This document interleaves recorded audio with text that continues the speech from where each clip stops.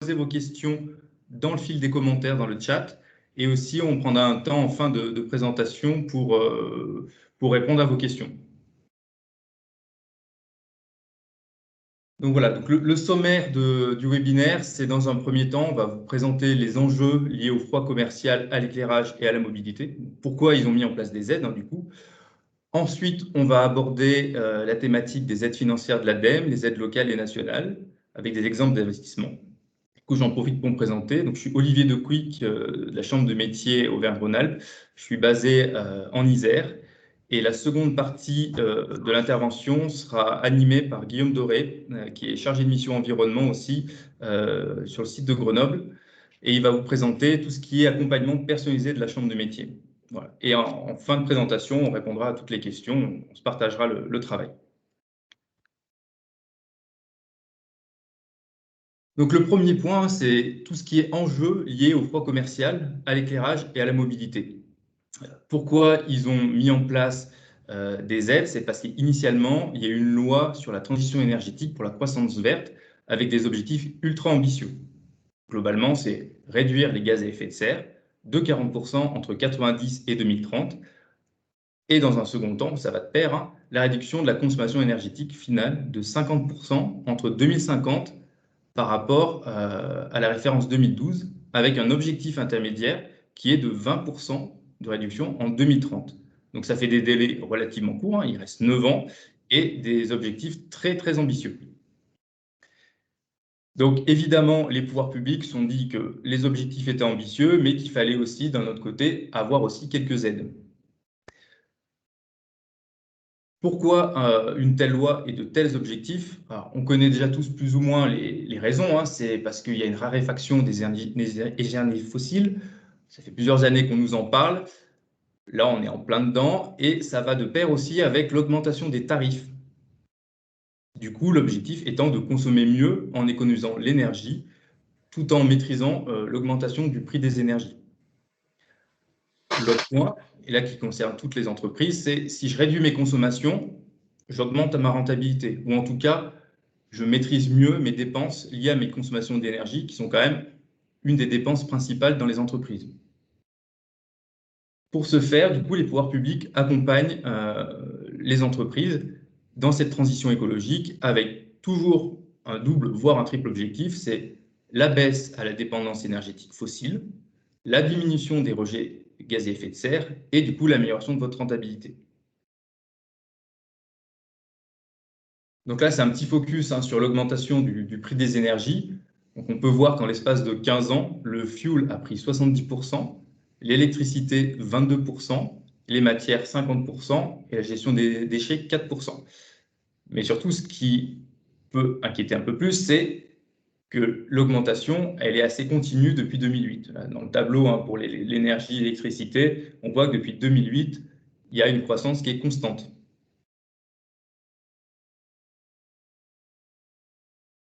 Donc le premier point étant abordé, on va maintenant prendre en considération toutes les aides financières avec principalement les aides de l'ADEME qui s'appellent les aides tremplin, mais on verra aussi les autres aides qui soient locales ou nationales. Donc je vais faire un focus sur certaines aides tremplin, donc les aides de l'ADEME, qui ont été mises en place dans le plan de relance qui s'appelle France Relance. On a fait un focus sur 3 grands points, le froid commercial, la mobilité et l'éclairage. Donc le froid commercial, l'objectif, c'était de supprimer certains fluides frigorigènes qui ont fort potentiel de réchauffement global, qui s'appelle le PRG, et aussi améliorer tout ce qui est isolation des vitrines, éviter la déperdition du froid et consommer inutilement. La mobilité, c'est remplacer les véhicules les plus polluants par des véhicules moins émetteurs. Donc là, le parti pris de l'ADEME, ça a été de subventionner le GNV, c'est du gaz pour les véhicules, ou l'électrique. On rentrera plus en détail au fur et à mesure de la présentation. Pour la mobilité aussi, à prendre en considération, c'est toutes les ZFE qui sont mises en place dans une grande partie des villes de notre région. Et l'éclairage, enfin, donc c'est améliorer l'éclairage naturel. Ce qui coûte le moins cher, c'est de ne pas dépenser. Et quand on ne peut pas avoir accès à l'éclairage naturel de manière suffisante, c'est changer un éclairage moins performant pour un système plus efficient. Donc, globalement, hein, on va parler des LED.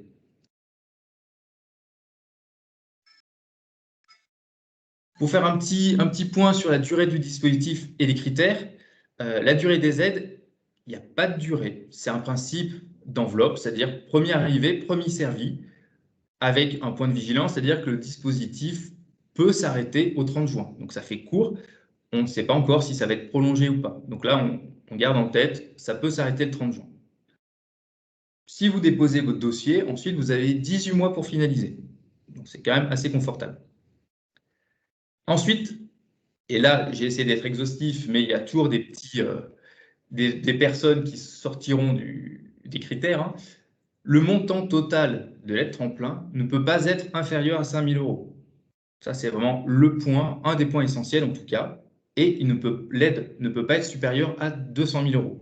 C'est-à-dire que si je fais un investissement, mon investissement, si c'est 3 000 €, ça fait que l'aide sera inférieure du coup à 5 000 €.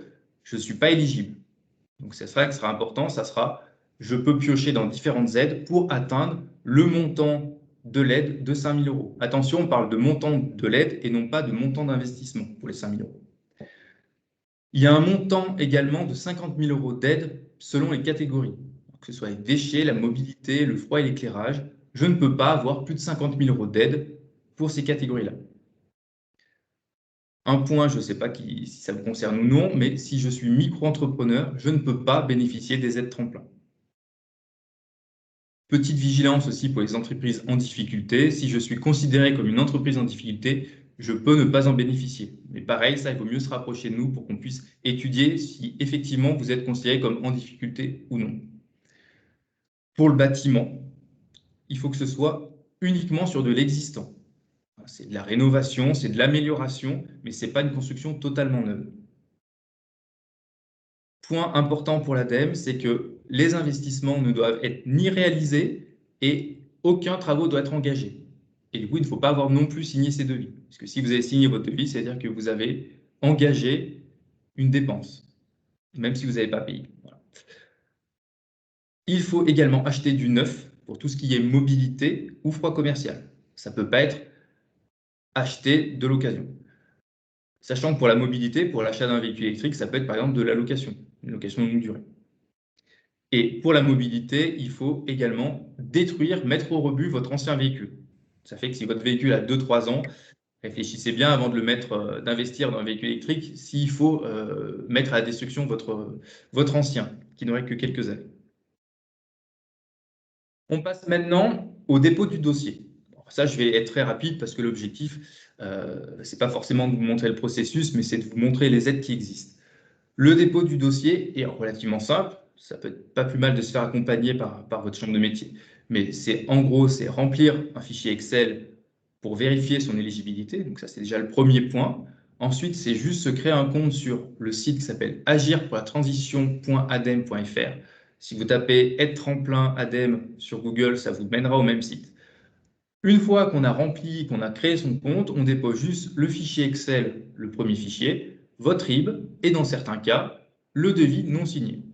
Une fois que vous avez déposé ça, l'ADEME valide votre dossier. Donc là, il faut compter un certain délai, hein. Ça ne se passe pas en quelques heures ou en quelques jours. Il faut tabler sur au bas mot une trentaine de jours.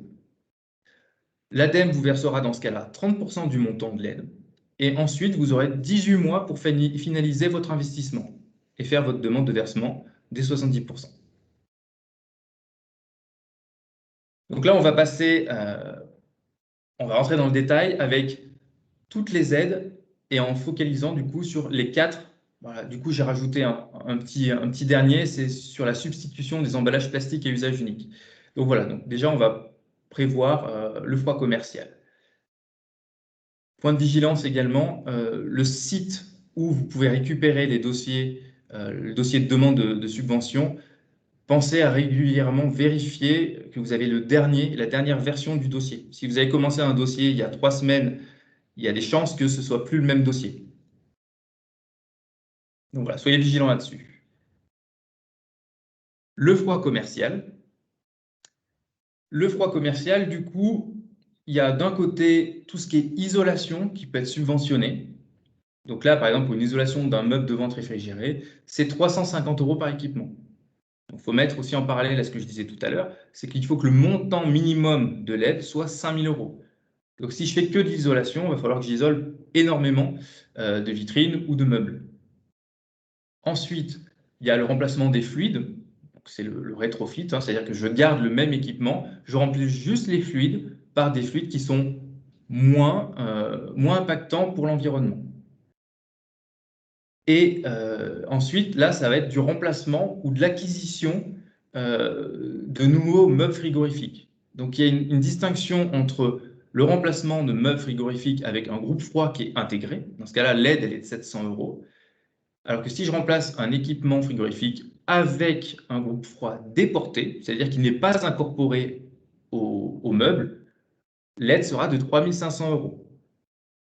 Donc voilà, donc si j'achète un seul équipement frigorifique, même si le groupe est déporté, l'aide sera de 3 500 €, ce qui n'est pas suffisant pour atteindre les 5 000 €. Donc il faut piocher sur différentes aides pour atteindre ces fameux 5 000 €. Et enfin, la dernière subvention qui peut exister, c'est l'installation de froid commercial centralisé au CO2 avec récupération de chaleur. Dans ce cas-là, l'aide, elle est de 20 000 €. Donc déjà, vous pouvez vous renseigner auprès de vos fournisseurs pour savoir ce qui est possible de mettre en place et ce qui est le plus pertinent pour votre usage. Qu'est-ce que vous allez y gagner en termes de réduction de consommation d'énergie, moins de déperdition de chaleur. Il faut que les meubles remplacés datent d'avant 2015. Voilà pour le froid commercial. Et là, je vais vous montrer un dossier qui a été réalisé dans une boucherie avec le remplacement de 2 vitrines frigorifiques et d'une chambre froide. Donc là, dans ce cas-là, je vous ai fait un petit récap. Il y a les 2 vitrines qui fonctionnaient avec un fluide frigorigène qui était le R404. Le nouveau va fonctionner au R134A, qui permet du coup, ce fluide-là permet d'avoir les aides de l'ADEME. Ensuite, il y avait la chambre froide avec un groupe déporté. Donc, les 3 investissements ayant un groupe déporté, l'aide est de 3 500 €, avec également, si votre investissement c'est 3 500 €, l'aide ne sera pas nécessairement 3 500 €. Il y a un forfait, mais qui regarde aussi la totalité de l'investissement par rapport, ils prennent un pourcentage, c'est-à-dire que si l'investissement c'est 3 500 €, l'aide ne sera pas nécessairement 3 500 €. Voilà. Mais bon, dans ce cas-là, l'aide pour un prix global d'investissement de 28 000 €, l'aide prévisionnelle est de 10 500 €, ce qui est loin d'être négligeable. Pour l'éclairage, donc on va prendre ce qui, en général, est le plus utilisé, le plus demandé, c'est les luminaires avec un éclairage à module LED. Les critères, plus précisément, pour avoir droit aux 30 € de subvention par point lumineux, c'est que le module LED soit prééquipé avec une régulation en fonction de l'éclairage naturel et de la détection de présence. C'est-à-dire que si j'achète juste des ampoules LED, ça ne va pas fonctionner. Il faut que ce module soit équipé d'une régulation en fonction de l'éclairage naturel et qu'il fasse détecteur de présence aussi. Sachant que ça se règle pour avoir une durée d'éclairage qui ne nécessite pas forcément un mouvement toutes les 2 minutes, toutes les 5 minutes. Donc ça se règle. Donc les aides là, c'est 30 € par point lumineux.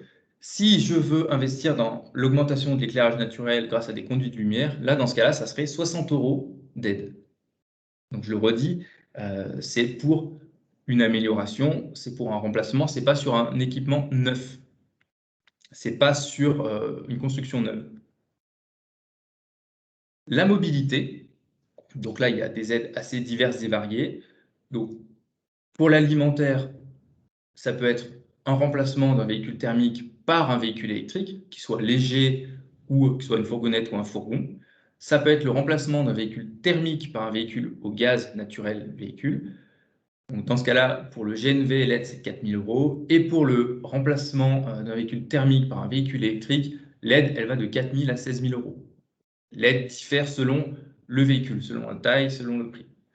Sachant qu'on peut cumuler également certaines aides pour un véhicule avec d'autres aides, les primes à la conversion notamment. Ensuite, il peut y avoir aussi des aides pour ce qu'on appelle le rétrofit, c'est-à-dire vous conservez votre véhicule diesel, vous changez toute la motorisation, vous virez votre moteur diesel pour y mettre des moteurs électriques et une batterie. Dans ce cas-là, l'aide pourrait être entre 10 000 et 24 000 euros selon le véhicule. Pour les alimentaires, il y a également la possibilité d'achat d'un groupe frigorifique électrique. C'est-à-dire que j'achète un véhicule neuf ou en tout cas qui a été immatriculé après le 1er septembre 2020. Je peux décider d'installer un groupe frigorifique électrique en plus. Dans ce cas-là, il y aura une aide de 5 000 euros. Donc pour ce cas-là, par exemple, si j'ai juste cet investissement, j'atteins mes 5 000 euros d'aide. Dans ce cas-là, votre dossier est validé et c'est possible. Il y a également tout ce qui est vélo cargo électrique pour un usage professionnel. Donc, dans ce cas-là, l'aide est de 2 500 euros. Voilà. Je ne vais pas parler de toutes les aides, parce que sinon, ça serait beaucoup trop long. Mais bon, sachez en tout cas qu'il y a un panel assez important d'aides et qu'il faut déjà voir votre besoin et voir aussi les montants dont vous pouvez bénéficier.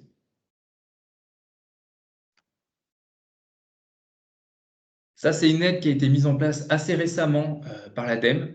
C'est uniquement pour la restauration et ça concerne la substitution des emballages plastiques à usage unique par l'utilisation d'emballages avec des matériaux recyclables. Donc là, ça peut être, c'est assez varié, mais l'objectif, c'est de supprimer les usages uniques, comme ça a été fait avec les pailles, par exemple, pour remplacer par des pailles en carton. Mais en tout cas, c'est proscrire l'usage de plastique qui n'est utilisé qu'une seule fois.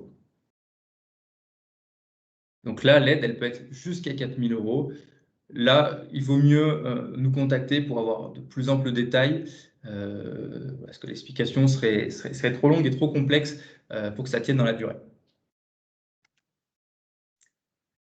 Alors, est-ce qu'il y a d'autres aides en plus des aides tremplins? Donc la réponse est oui. Il peut y avoir des crédits d'impôt pour le bâtiment tertiaire, ça peut être pour l'isolation de votre bâtiment, parce que pour les aides tremplins, il y a des aides pour le bâtiment, mais pas forcément sur la totalité du bâtiment. Donc ça peut être une partie des aides tremplins et une partie avec le crédit d'impôt pour tout ce qui est bâtiment tertiaire.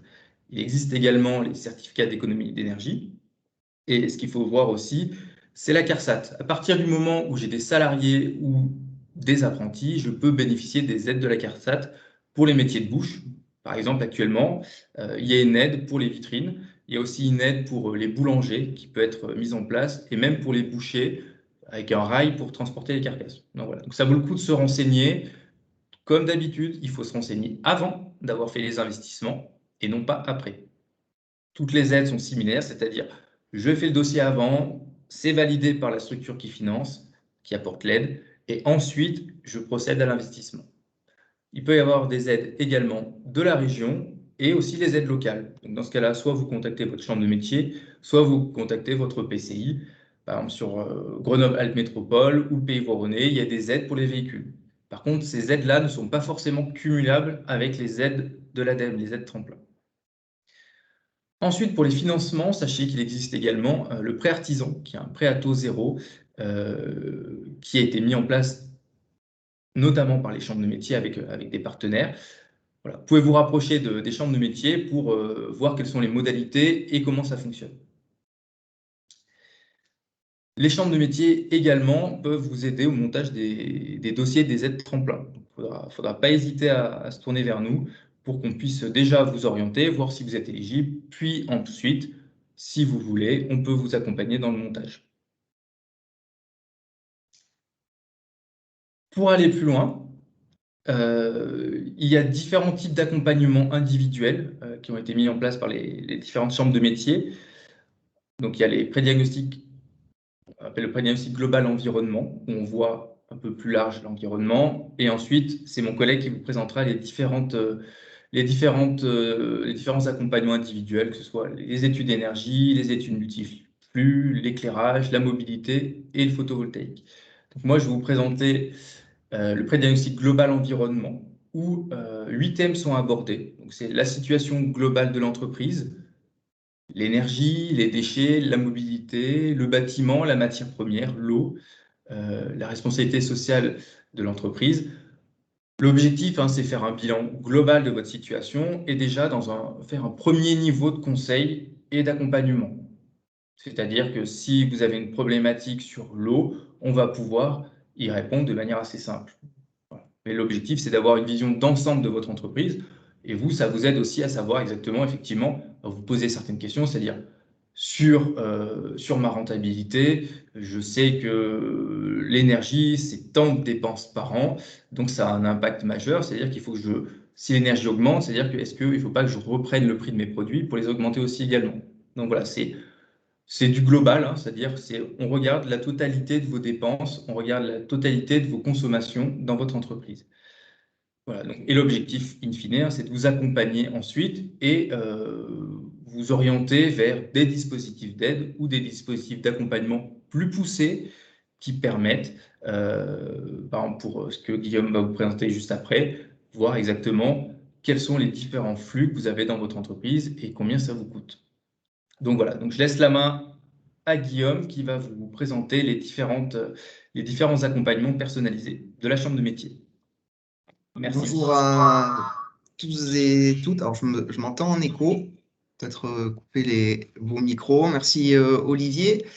Donc, les études qu'on propose aux entreprises artisanales de la région Auvergne-Rhône-Alpes sur les sujets de l'environnement, elles sont de 5 natures avec 5 sujets différents qui sont traités. Je vais vous les exposer. Olivier les a cités, l'énergie, multiflux, éclairage, mobilité et photovoltaïque. Elles ont toutes le même canevas, la même philosophie. Elles ont une approche donc qui est commune. L'objectif pour nous, in fine, hein, il est sonnant et trébuchant. L'idée, c'est de vous permettre de réaliser des économies ou des gains financiers sur ces sujets-là et par la même occasion réduire vos impacts environnementaux, hein. Tout ça étant généralement lié, si je consomme moins, ça me coûte moins et du coup, j'émets moins, je génère moins de déchets, etc., etc. L'intérêt aussi de ces études, c'est qu'elles sont neutres. Voilà, c'est nous, la chambre de métier, qui vous conseillons. Il n'y a pas un lobby quelconque derrière d'un énergéticien, d'un fournisseur quelconque, d'un prestataire. Voilà, c'est vraiment un regard neutre qu'on peut vous apporter, avec en plus des retours d'expérience qu'on peut avoir, puisqu'à l'échelle de la région Auvergne-Rhône-Alpes, c'est par centaines que ces études sont réalisées. Donc derrière, ça nous permet quand même d'avoir des bases de données solides. À la vue de ces états des lieux, derrière, ça nous permet de vous faire des préconisations qui sont personnalisées et chiffrées. OK, on vous préconise telle action, c'est bien beau, mais derrière, on vous dit aussi, ben voilà, un ordre de grandeur du coût que ça peut représenter pour le mettre en place et des économies que ça devrait générer. Et dernier point qui est commun donc à toutes ces études-là, c'est que le coût de ces études-là est entièrement pris en charge par votre chambre de métier et l'ADEME. Voilà, vous n'avez aucune avance d'argent à faire ou à débourser in fine. Voilà. Donc Olivier, tu as la main sur les diapos, si tu peux passer à la suivante. Merci. Donc la première étude que je vais vous présenter, c'est l'étude énergie. Donc comme son nom l'indique, on se concentre exclusivement au sujet de l'énergie. Donc ça va être l'électricité, mais ça peut aussi être le gaz naturel, le propane, le butane, le fuel, etc. Mais c'est bien l'énergie spécifique à votre site d'activité. Et donc toujours la même philosophie, réduire ces factures et derrière aussi, parallèlement, réduire vos impacts environnementaux liés à l'énergie.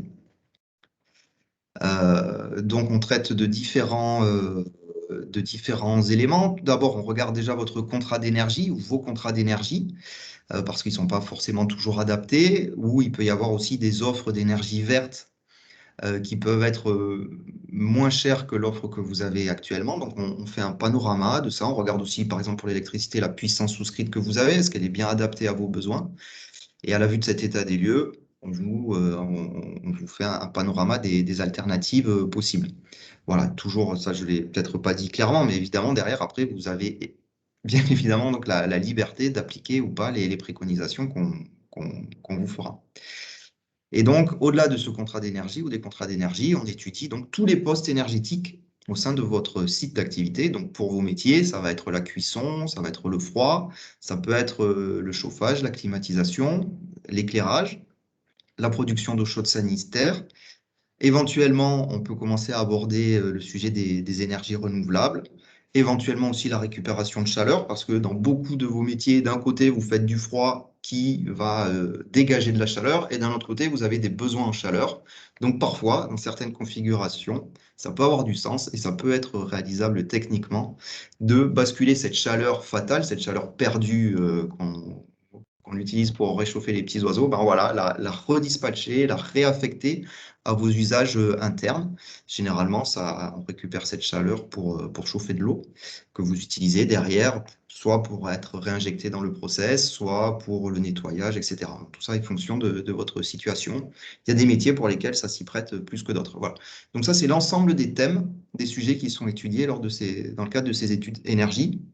Et à droite, j'ai mis quelques graphiques que j'ai extraits d'études qu'on a pu réaliser pour essayer de donner un peu de concret et d'illustrer les points qu'on analyse dans ces études. Alors, ce n'est pas forcément peut-être très visible, mais en haut, c'est un graphique qui montre l'évolution du prix en bleu de l'électricité depuis 2011 dans ce cas-là, et puis en vert, pardon, je crois que c'est le gaz naturel. Alors, le graphique est un peu écrasé là, mais pour beaucoup de métiers de l'alimentaire, tout à l'heure, Olivier citait une augmentation de 22% de l'énergie, je crois, sur 10 ans.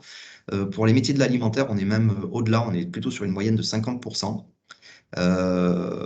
Et voilà, donc ça permet ces états des lieux de mettre en perspective tout ça, de vous situer par rapport à ces augmentations des coûts de l'énergie. Vous situez aussi, c'est le graphique du milieu, par rapport aux moyennes de la profession.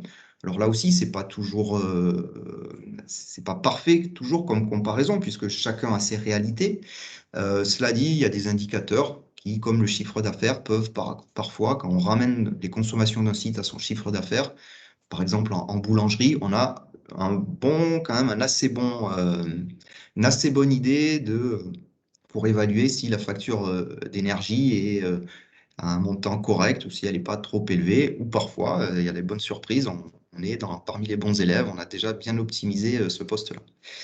Et puis le graphique d'en bas qui est vraiment pas lisible, c'est pour illustrer les estimations qu'on fait. On estime aussi vos consommations par poste qui permet là aussi de se rendre compte des enjeux. Par exemple, là, en vert de mémoire, c'est la cuisson au gaz qui représente dans le cas de cette étude les 2 tiers des consommations du site, alors qu'à droite, c'est un graphique qui représente ce que ça coûte à l'entreprise sur sa facture d'énergie, c'est qu'un tiers. Parce que le gaz est beaucoup moins cher est moitié moins cher que l'électricité. Voilà, donc ces études permettent de remettre à plat les choses pour derrière avoir une vision claire et pouvoir faire des choix éclairés. Donc ça, c'était l'étude énergie. Maintenant, l'étude multiflux. Alors, elle est basée toujours sur le même principe. Je vais moins détailler, mais c'est la même philosophie.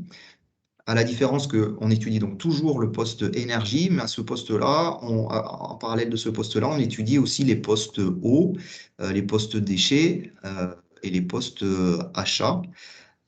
Donc derrière, ça peut être voilà, sur les déchets par exemple, c'est éventuellement trouver une nouvelle filière d'élimination de vos déchets qui serait plus vertueuse d'un point de vue environnemental et qui vous permettrait peut-être aussi de réaliser des économies sur ce poste-là. Ça peut être aussi trouver une solution pour que ce qui est actuellement un déchet ne soit plus un déchet, soit parce que vous pouvez le réutiliser en interne. Alors il y a certains outils, certaines solutions qui sont possibles, notamment pour les cartons.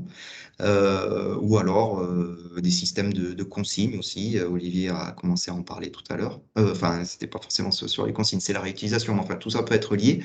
Donc voilà aussi, le sujet des consignes peut être abordé dans le cadre de ces études. Donc, peut-être dire que effectivement, nous, on a un canevas pour essayer de balayer l'ensemble des sujets, mais toutes ces études-là sont adaptées, c'est du sur-mesure pour chacune de vos situations. Donc, un sujet peut être traité davantage qu'un autre selon vos besoins, selon votre réalité. Voilà. Donc ça, ce sont les études multiflux qui concernent donc énergie, eau, déchets et les achats. Donc, très bien, merci Olivier, c'était bon. Et la troisième étude que je vais vous présenter, c'est l'étude éclairage. Et il s'agit là de l'éclairage de votre lieu de vente. Donc l'idée, c'est comment optimiser votre éclairage, d'une part pour réduire ses consommations, mais le poste éclairage pour la partie vente n'est pas toujours un poste significatif dans vos charges. Donc l'angle qui est pris, c'est plutôt de dire en améliorant votre éclairage, vous allez quand même réduire vos consommations, donc réduire l'impact sur l'environnement. Mais ça va surtout vous permettre de mieux mettre en valeur votre lieu, de mieux mettre en valeur vos produits. Et derrière, du coup, on l'espère, d'améliorer vos ventes. Voilà, parce que l'éclairage, c'est pas très compliqué, mais là aussi, il y a quelques bases à avoir. Par exemple, vouloir éclairer un lieu de vente de façon très importante et homogène sur l'ensemble du volume, bah, c'est une fausse bonne idée. Donc, il faut éclairer en priorité certains produits ou éventuellement l'ensemble des produits, mais que les produits. Ça sert à rien d'éclairer le sol, par exemple. Ça peut même avoir un effet contre-productif par rapport à la mise en valeur des produits. Donc voilà, il y a certaines règles à respecter. Il y a des températures de couleur, des niveaux d'éclairement, il y a des indices de rendu de couleur. Enfin, il y a différentes caractéristiques qui sont liées à l'éclairage, qui sont fondamentales pour la bonne mise en valeur de vos produits et de votre lieu de vente. Donc tout ça est regardé. Dans le cadre de cette étude, il y a même une simulation en 3 dimensions qui est faite. On simule votre situation actuelle avec deux possibilités. C'est ce qu'on voit en bas de la diapo à droite, avec aussi un système en fausse couleur qui permet de voir là où il y a beaucoup de lumière, là où il y a moins de lumière. Donc on fait ces simulations en 3D de l'existant, et puis ensuite une simulation avec les préconisations qu'on vous fait pour que vous puissiez prendre la mesure de l'incidence que ça a et de l'intérêt que ça a pour vous. Voilà, et c'est des études. Alors tout à l'heure, je n'ai pas cité des chiffres, mais je reviens un peu en arrière là-dessus. Mais pour les études énergie, vraiment 10% d'économie suite à une étude énergie, c'est vraiment voilà, c'est classiquement, on y arrive sans trop de difficultés. Les études multiflux, c'est plus complexe, il y a plein de paramètres, mais dans bon nombre de cas, on peut être dans ces ordres de grandeur aussi. Les études d'éclairage aussi sur le poste. Là, le poste éclairage, on peut avoir des économies qui sont quand même beaucoup plus importantes grâce au LED de l'ordre de 50% sans trop de difficultés, avec en plus un gain sur la mise en valeur des produits et du lieu qui est, voilà, qui est très bon. Voilà, ça c'est les études éclairage. Et ensuite, on a donc les études mobilité. Donc ça concerne vos déplacements liés à votre activité. Donc là, on peut étudier différents sujets relatifs à votre activité, à vos déplacements d'activité. Cela dit, dans les faits, le sujet central, le sujet majeur qu'on retrouve dans 95% des études, est le sujet de la motorisation électrique ou des véhicules GNV et d'identifier quelles sont les incidences dans votre quotidien de ces motorisations-là, incidences et gains financiers, est-ce que ça implique, est-ce que c'est adapté à votre quotidien. Et là, toujours pareil, avec la volonté de vous apporter un regard extérieur, parce qu'il est possible que si vous alliez taper à la porte d'une marque ou d'une autre, ils vous feront la promotion d'une motorisation plus que d'une autre, sans que vous ayez forcément la possibilité d'avoir les éléments de manière neutre. Donc c'est vraiment notre volonté dans le cadre de toutes ces études-là. Donc voilà, donc l'électrique et le GNV sont généralement le sujet qui est traité dans le cadre de ces études. Cela dit, d'autres sujets peuvent être traités selon votre situation. Les vélos cargo, les triporteurs électriques sont aussi un sujet pour bon nombre d'entreprises de l'alimentaire. L'éco-conduite aussi est un sujet. Alors là, on n'est pas sur l'outil en lui-même de déplacement, mais sur son comportement. Là aussi, il y a un sujet. Pour avoir eu la chance de faire une formation sur l'éco-conduite, on peut partir avec des a priori, être sûr qu'on fait bien, parce qu'en plus, probablement que éventuellement nos parents ou notre entourage nous a dit que c'était comme ça qu'il fallait faire, donc c'est bien ancré en nous. Et ben voilà, ben c'est pas toujours le cas. Donc ça aussi, l'éco-conduite, ça peut être un sujet avec là aussi des gains à la clé qui sont significatifs. Et ça peut être, selon la taille de l'entreprise, dès lors qu'on a des salariés et une petite flotte de véhicules dans certains cas, ça peut avoir tout son sens. C'est pas exclusivement ce cas-là, mais ça a d'autant plus de sens quand l'entreprise plus l'entreprise est grande. Voilà, donc ça c'était l'étude mobilité. Et la dernière étude qu'on propose, ce sont les études sur le sujet du photovoltaïque, donc la production, les panneaux solaires photovoltaïques qu'on voit classiquement sur les toitures, qui servent à transformer les photons du soleil en électricité, à distinguer du solaire thermique, qui sert à transformer la lumière du soleil en chaleur pour chauffer de l'eau. Donc là, ce n'est pas le cas de ces études. Là, on est bien sur du photovoltaïque. Donc, c'est comment produire de l'électricité à partir du soleil. Et donc, on propose des études d'opportunité, toujours même idée, vous apporter un regard neutre pour que vous puissiez vous faire une première bonne idée de la pertinence pour votre situation du photovoltaïque. Et aujourd'hui, le photovoltaïque, alors ça a toujours été le cas, mais enfin, ce qui est aujourd'hui, le photovoltaïque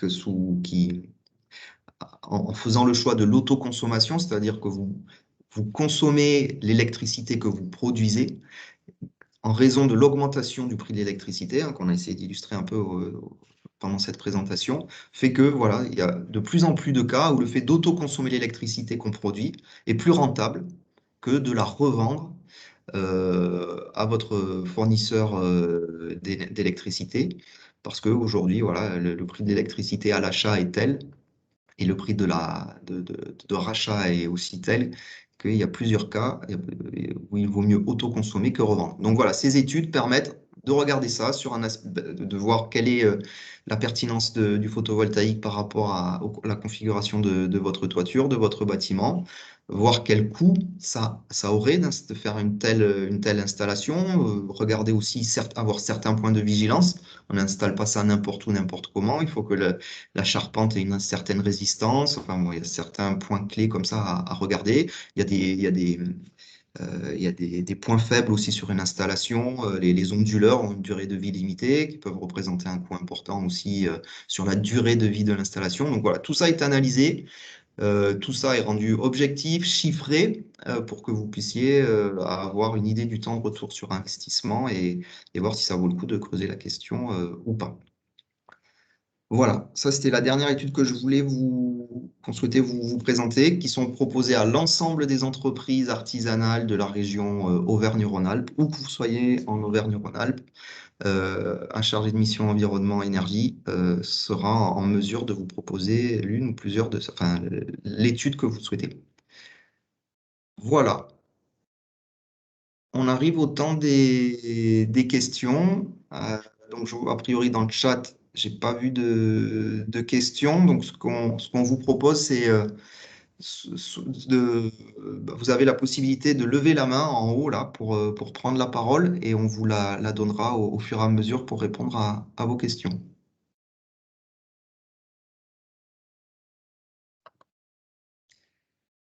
Oui, Madame Rossi. Bonjour. Moi, je voulais juste savoir, parce que nous sommes seulement locataires des murs de notre commerce, je voulais savoir si les aides par rapport si on doit changer la vitrine ou la porte, enfin pour l'isolation, est-ce que les propriétaires des murs peuvent en bénéficier ou c'est vraiment lié à l'entreprise? C'est lié à l'entreprise. Par contre, si vous avez une SCI et que vous, en tant qu'entreprise, vous louez à votre SCI, ça peut fonctionner également. Non, nous, c'est vraiment un propriétaire à part. D'accord, non, c'est l'entreprise qui en bénéficie. D'accord, merci.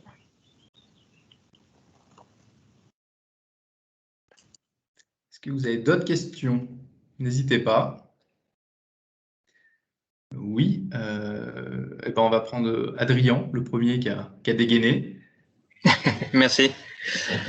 Bonjour, juste savoir le processus pour... je m'intéresse pour un véhicule 100% électrique. Et actuellement, je n'ai pas de véhicule. J'ai fait tout en vélo depuis des années. J'ai la remorque pour aller au marché de Gros, à côté à Promocash. Mais j'aimerais bien basculer sur un véhicule parce que quand même, c'est physique. D'accord. Vous êtes immatriculé depuis combien de temps? Depuis 2009. 2009, d'accord. Ok, parce qu'il peut y avoir aussi des aides pour les entreprises qui sont nouvellement immatriculées. en moins de 3 mois, ça aurait pu fonctionner. Pour l'achat du véhicule électrique, pour les aides tremplin, en tout cas, il faut que ce soit un remplacement d'un ancien véhicule. Par contre, il peut y avoir d'autres aides sur d'autres territoires. Je pense à la métro ou au Pays Voironnais, où là, il y a des aides qui ne sont pas forcément corrélées au fait de se débarrasser d'un ancien véhicule. D'accord. Voilà. Ok. Après, le mieux, c'est ça peut-être qu'on prenne un rendez-vous et qu'on en discute pour voir ce qui pourrait rentrer pour vous, ce qui pourrait fonctionner pour vous. Merci. Voilà, il y aura mes coordonnées à la fin. Hop, je peux les mettre d'ailleurs maintenant. Voilà. Ensuite, c'était, je ne sais plus qui a levé la main en deuxième, mais allez-y, vous pouvez prendre la parole. Oui, bonjour. Alors moi j'ai acheté un bâtiment à titre privé qui jouxte mon magasin de boucherie et je Oui. souhaite le rénover. Donc je voulais savoir pour les aides si j'avais droit à tout ça ou pas du tout. Comme c'est un peu à titre privé, un peu sur l'entreprise. Alors, ça serait c'est par rapport à l'entreprise, il y aurait une partie qui serait consacrée à l'entreprise, c'est ça? Oui, tout à fait. Et est-ce que c'est lié à une augmentation de l'activité de l'entreprise? Oui, D'accord. Parce que pour les aides tremplin, il faut que ce soit pour l'entreprise, mais pas forcément un nouveau bâtiment qui est lié à une augmentation de l'activité, par exemple. Par contre, il peut y avoir d'autres aides que les aides tremplin pour le bâtiment. Je ne sais pas, d'accord. Guillaume, au niveau du crédit d'impôt notamment. Effectivement, c'était ma question. Il faut les deux bâtiments, qui est propriétaire des bâtiments? Est-ce qu'il y a l'extension, enfin, le deuxième bâtiment qui juxte votre local professionnel, il est loué ou payé à titre d'une entreprise ou en tant que particulier? L'achat à titre particulier et après ça sera location au niveau de ma boucherie quoi. D'accord. Je louerai le bâtiment avec la boucherie. Et là, c'est pas une SCI, là. Eh ben, c'est ce que je vais faire, je vais créer une SCI. Ouais. Ok. Bah, donc, il faut regarder dans le détail. Donc, du coup, si c'est à voir quel est le montage vis-à-vis de la SCI, et dans ce cas-là, l'aide de tremplin pourrait être, enfin, Olivier, je ne suis pas spécialiste, mais pourrait être sollicité. Si ce n'était pas le cas, en tant que particulier, vous pouvez bénéficier aujourd'hui d'aide en tant que particulier avec le crédit Ouais, d'impôt, notamment, enfin, pas le crédit d'impôt, ma prime rénov désormais. Et là, pour avoir les conditions, hein, à titre de particulier, là, il faut aller sur le site FAIRE, qui sont les espaces info énergie qui sont là pour conseiller les particuliers et les aides spécifiques aux particuliers. Donc, le site FAIRE, c'est FAIRE. .fr, et là vous aurez la possibilité d'avoir un conseiller quoi, à l'image de ce que Olivier et moi sommes, mais dédié aux particuliers. d'accord. Et Voilà. donc comme je vais agrandir un peu, donc où c'est que je suis actuellement? Si par contre là je fais des travaux, tout ça, j'aurai le droit des aides. Bah, Si je change des vitrines, tout ça là. Ah oui, oui. ah oui, pour les vitrines, il n'y a aucun souci, oui. Voilà. Ok. Enfin, il y a certaines conditions à respecter que Olivier a commencé à vous lister, mais en tout cas, sur le principe, oui. Je prends. Ok. Et pareil pour Merci. les vitrines, il faut que ce soit un remplacement, c'est-à-dire qu'il y a pour une vitrine avec un groupe réfrigéré externe déporté, c'est 3 500 €, mais c'est en remplacement d'une ancienne vitrine. C'est pas sur j'achète Ouais, une ouais. vitrine sans remplacement. Et Voilà. ça serait Mais un bon, remplacement. D'accord. le mieux, Ok. ça sera qu'on s'appelle et qu'on fasse le point. Ok. Ça marche. Merci. Alors, ensuite, je ne sais pas qui était l'autre personne. Allez-y, hein, vous pouvez prendre la parole. Oui, bonjour. Bonjour. J'avais une question. Voilà, j'ai un projet de labo magasin neuf et je voulais voir si, à double question, s'il y avait des aides par rapport à tout ça et surtout savoir si on pouvait être épaulé par rapport à l'étude.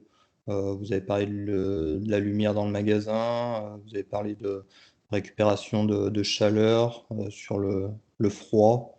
Voilà, c'est un peu ma question. Si on pouvait être épaulé par la Chambre des métiers sur la construction de bâtiments neufs, en fait. Alors, sur la construction, c'est vrai que ça, je ne l'ai pas précisé. Les études sont rarement adaptées. Donc, il faudrait voir. Ça n'empêche qu'on peut, à minima, vous donner déjà, vous faire échanger sans que ça prenne forcément, ce soit forcément formalisé sous une des études que je vous ai présentées.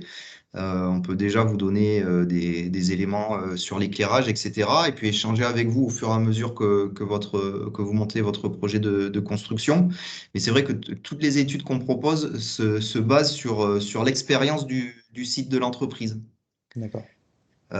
Donc ça, c'est pour la partie études. Cela dit, c'est pas pour ça qu'on ne peut pas vous renseigner et vous accompagner, mais ça prendra pas forcément la forme d'une étude que j'ai présentée. Mais j'aimais beaucoup votre côté un peu neutre comparé à une entreprise qu'on embaucherait pour justement bénéficier et puis optimiser ces futurs locaux, quoi. Ouais. Sachant que pour la construction, alors ça répond pas à tout, mais il y a déjà un premier garde-fou avec la réglementation thermique qui impose, vous aurez probablement un architecte, ou du moins au final, Ouais. vous aurez un document à remettre à la mairie pour le permis de construire qui doit indiquer dans quelle mesure vous avez pris en compte la performance énergétique du bâtiment. Et il y a un minimum à justifier, un minimum qui n'est pas négligeable. Enfin, on dit minimum, mais voilà, qui dit que le bâtiment est quand même performant. Le bâtiment est performant. Donc, il y a déjà ce premier garde-fou. Après, sur le sujet des outils de process et de l'éclairage, c'est pas forcément intégré avec ce permis de construire. Donc, sur ces deux sujets-là, effectivement, on peut vous conseiller, vous apporter des éléments. Et voir peut-être qu'en fonction, si vous avez des plans du futur bâtiment, peut-être qu'une étude d'éclairage peut être envisagée parce qu'on aura suffisamment d'éléments pour faire une simulation 3D. Tout ça est à regarder. Toujours est-il qu'au final, si c'est pas judicieux de faire une étude, on pourra quand même vous conseiller sous une forme ou une autre. D'accord. Très bien, je vous remercie. Ensuite, prochaine intervention. Allô? Oui, bonjour. Bonjour. Vous m'entendez? Oui, Oui, oui, allez-y. Ah bon, alors c'est moi. Voilà, j'ai un projet, mais que pour dans 1 an et demi. En fait, je suis un peu comme le monsieur d'avant, là. Je vais faire bâtir un local pour faire mon labo de production en boulangerie-pâtisserie et une plus grande boutique. Donc, je voulais savoir déjà si on peut avoir des aides financières à ce niveau-là quand on fait une construction et si on peut avoir une aide aussi pour monter un peu le dossier parce que moi, je voudrais aussi produire mon électricité et m'autogérer en électricité, etc. Donc, Alors, je réponds à la première question pour les aides, que ce soit les aides tremplin du coup, qui peuvent se terminer au 30 juin, et vous auriez que 18 mois pour finaliser. Donc ça serait peut-être un peu juste. Et en plus, vu que c'est sur une construction et quelque chose qui n'est pas déjà existant, les aides tremplin ne fonctionnent pas. Pour tout ce qui concerne le crédit d'impôt, normalement, c'est aussi sur de la rénovation et pas forcément sur du neuf. Donc là, peut-être, ça serait s'orienter vers les certificats d'économie d'énergie. Je ne sais pas si c'est valable pour ça. Il faudra qu'on se renseigne. Guillaume, je ne sais pas si tu as plus d'infos à ce sujet-là. Ces deux œufs. Bah, il faut regarder les investissements qui sont prévus. Donc après, les certificats d'économie d'énergie, eux, ils sont pas liés à un remplacement de matériel, ils sont assez pérennes dans le temps. Il faut regarder sur vos équipements. Après, sur le bâti en lui-même, ben, même réponse que la personne précédente, il y a pas forcément d'aide financière aujourd'hui.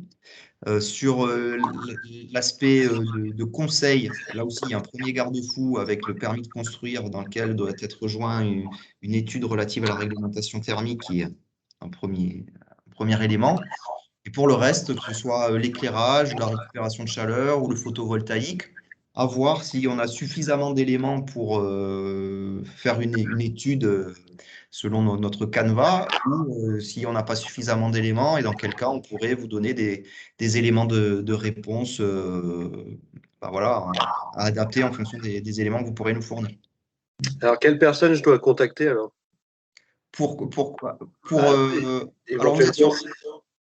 Alors pour le conseil, ça dépend de votre. Vous êtes localisé, vous êtes sur quel département? Moi, je suis dans le 38, moi je suis en bas du 38, je suis au-dessus, en dessous de Grenoble. Très bien. Écoutez, vous avez les deux interlocuteurs face à vous là. Vous pouvez commencer. Vous avez les coordonnées d'Olivier, donc peut-être, enfin peu importe. Ouais. Vous contactez Olivier, puis après on se dispatche en fonction du sujet, parce que vous avez plusieurs sujets. D'accord. Et de manière générale, prendre le réflexe avant de faire n'importe quel investissement, de se renseigner, alors, soit par vous-même, soit en passant par nous, mais juste pour vérifier, est-ce que les aides existent et est-ce que quelqu'un peut m'accompagner pour faire le dossier?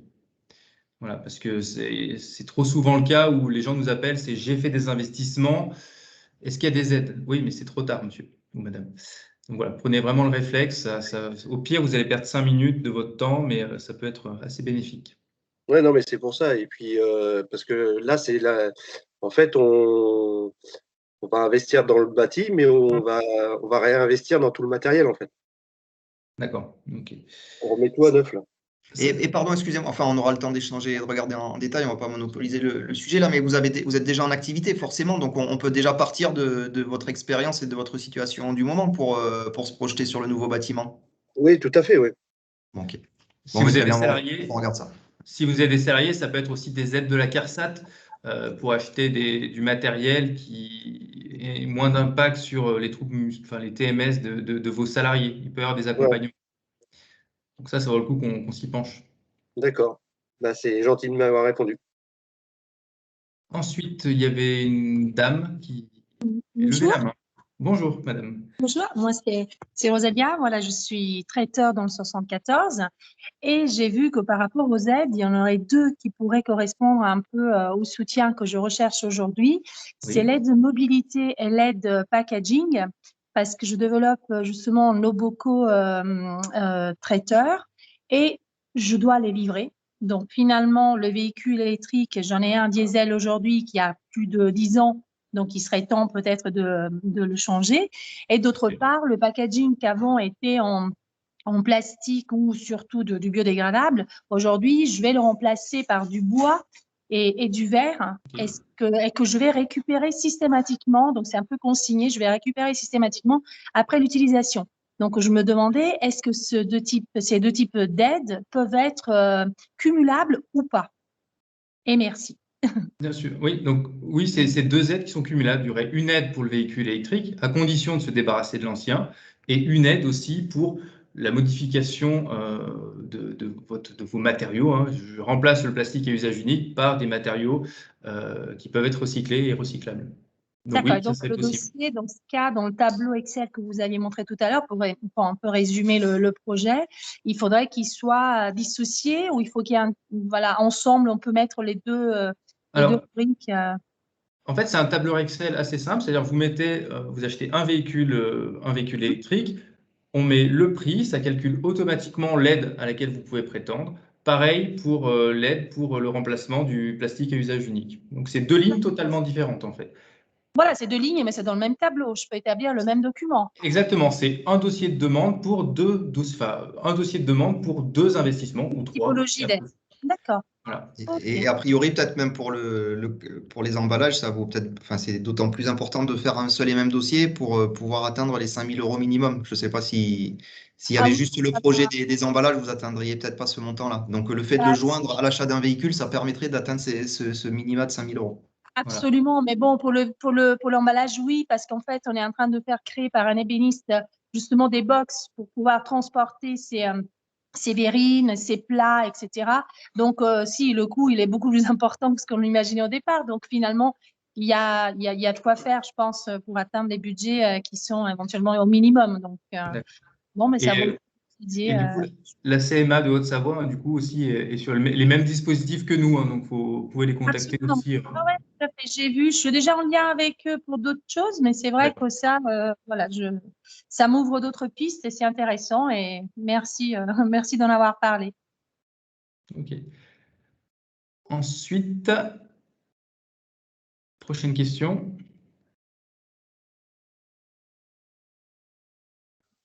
Bonjour, c'est Adrien à l'appareil. Je ne sais pas si c'était à moi. Allez-y. Oui, allez-y. Ensuite, on reprendra Madame Rossi. Merci. C'était juste pour savoir si il serait envisageable d'installer des photovoltaïques dans mon local commercial. Je suis orienté plein pot au soleil et on est en rez-de-chaussée et j'ai la SCI, propriétaire du mur. Également, j'ai la Jacobine tout en haut du bâtiment. Peut-être c'est jouable à niveau du toit.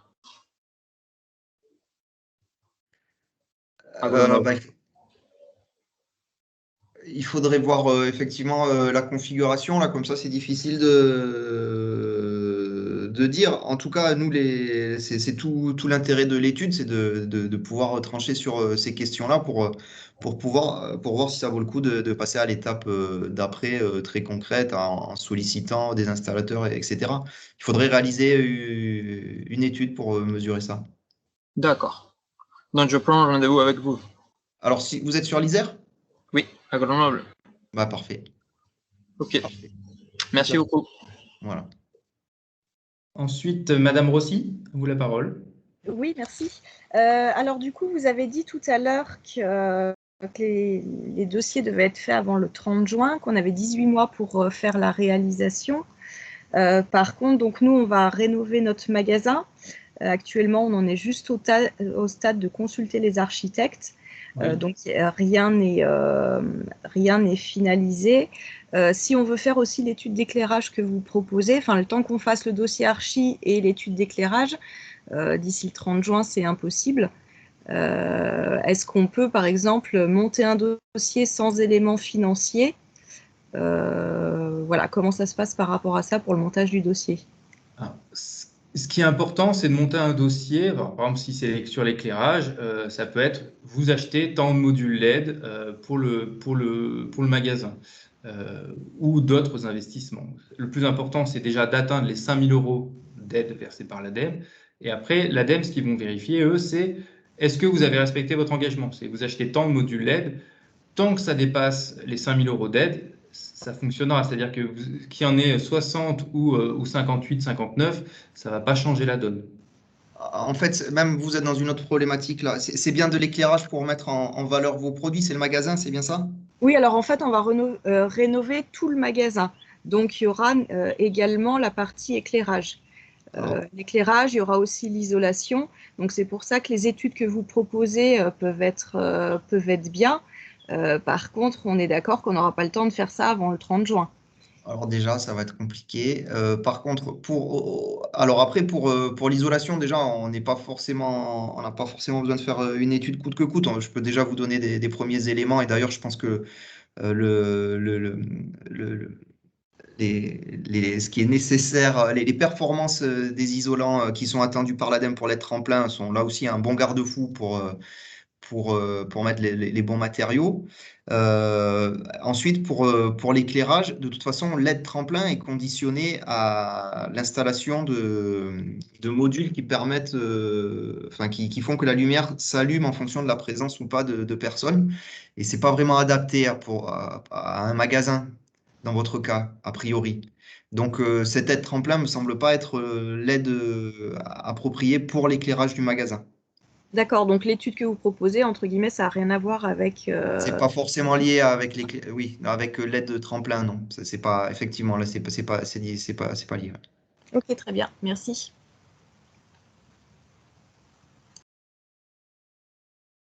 Pas d'autres questions?